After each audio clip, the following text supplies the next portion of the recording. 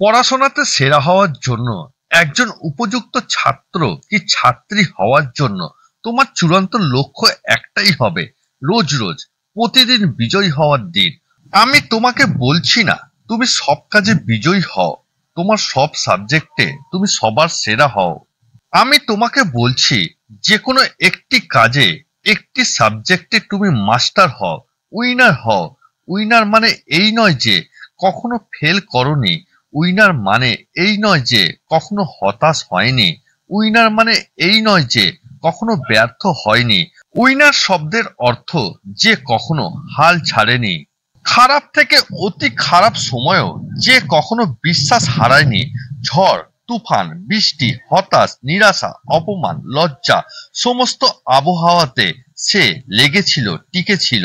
আমাদের মাইন্ডসেট একটাই, খেলা যখন শুরু করেছি তখন শেষ করেই ছাড়বো।